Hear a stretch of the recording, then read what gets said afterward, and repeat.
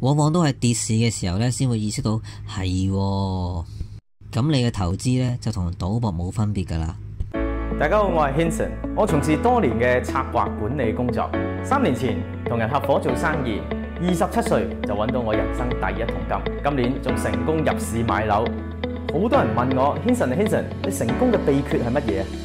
我今日要公開呢個秘密，話俾大家知。成功嘅關鍵就係睇下你有冇策劃同埋管理嘅能力。Hello， 大家好啊，我來自上軒嘅船長。喺度咧會同大家講下關於投資方面嘅知識嘅。首先咧有個問題問一問大家嘅，好多人都話要投資啦，去買嘢啦，買股票啦，買樓啦，買債券啦，買收息等等。大家就要諗一樣嘢，就係喂，我要賺錢咯，所以我買。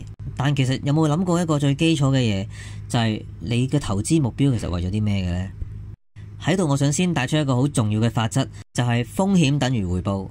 任何嘅投資工具咧都係唔可以避免風險等於回報呢句說話嘅。就最簡單買大細，我哋唔好理賭場優勢啦。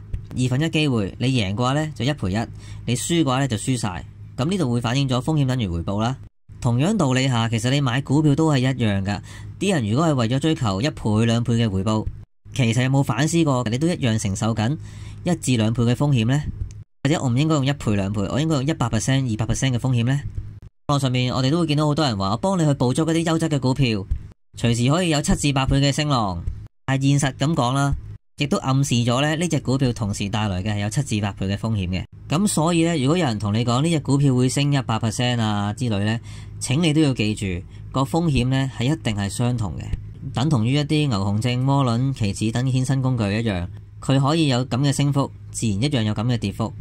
呢個世界好公平嘅，係冇可能話呢樣嘢可以回報又好高，但係相對風險好低。呢樣嘢係一定唔成立嘅。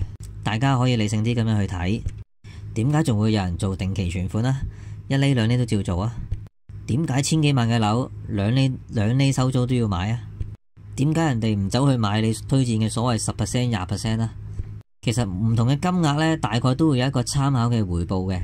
喺度啦，我想總括一下就係，大家投資之前呢，麻煩第一樣嘢先諗清楚你想要嘅回報係幾多，而呢個答案呢，亦都係印證住你最多接受到嘅風險係幾多。如果你答唔到嘅話呢，你都可以問一下自己，你最高承受嘅風險係幾多？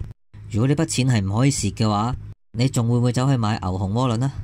呢樣嘢我諗喺升市嘅時間呢，超過80%嘅人呢都唔會記得嘅。往往都係跌市嘅時候呢先會意識到係喎，咁你嘅投資呢，就同賭博冇分別㗎啦。好啦，今日嘅分享係咁多先，下次有機會再講過。